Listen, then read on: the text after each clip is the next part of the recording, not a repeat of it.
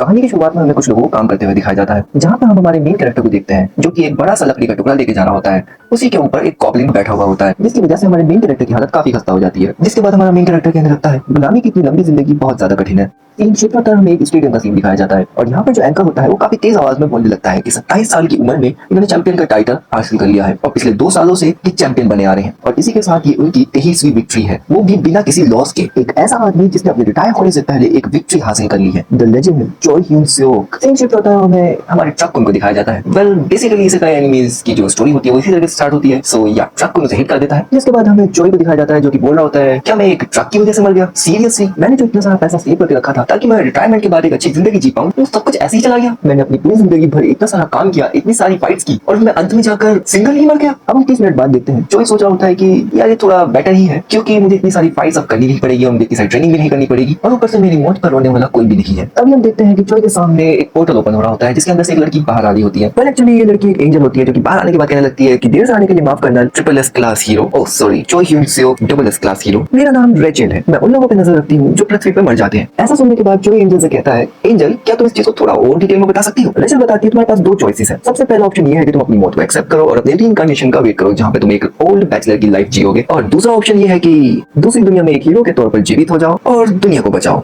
एक ऐसी दुनिया जो कि तुम्हारा इंतजार कर रही है। इस चीज को सुनने के बाद चोई बोलता है ये थोड़ा ज्यादा ही जल्दी हो रहा है, तो मुझे थोड़ा सा टाइम चाहिए प्लीज। रेचल बोलती है जिंदगी में एक बार आने वाली इस तरह की अपॉर्चुनिटी के बारे में इतना सोच रहे हो, अगर तुम ये बात सुनोगे तो तुम्हें सब कुछ मिलेगा, प्यार दौलत सब कुछ। और अभी के लिए जो हीरोज बन रहे हैं हम उनको एक स्पेशल ऑफर भी दे रहे हैं, एक स्टेटस विंडो बोनस के तौर पे। इस चीज को सुनने के बाद चोई सोचता है लेकिन फिर भी क्या मुझे फाइट नहीं करनी पड़ेगी अगर मैं हीरो का पाथ चुनता हूँ तो? आई मीन मैं अभी तो रिटायर हुआ हूँ यार। तभी रेचल कहती है यहाँ पे ध्यान दो जरा, मैं कुछ बात कर रही हूँ, शायद तुम अभी तक नहीं समझे हो। ये रेचल तुम्हें काफी अच्छे से समझाएगी। अब अगर तुम एक हीरो बनते हो तो गाँव का मुखिया तुम्हारे पास आएगा, तुम्हें खाना देगा और उसका बताएगा क्वेस्ट को तुम्हें पूरा करना होगा, और उसके कुछ दिन बाद जीत तुमसे आके बोलेगा कि मेरी बेटी इस पूरे विलेज में, तो प्लीज उससे शादी कर लो, और इससे बढ़िया ऑनर की बात हो ही नहीं सकती।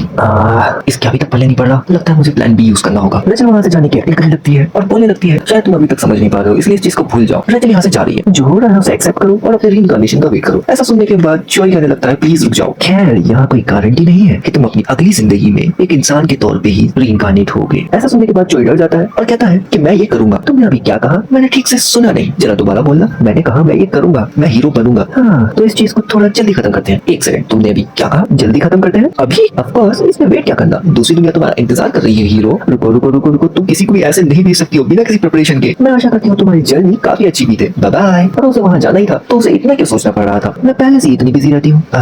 एक कॉल। रेचल उसे कॉल पे बता रही होती है कि चोई ह्यून सियोक ने अपना ट्रांसमिग्रेशन पूरा कर लिया।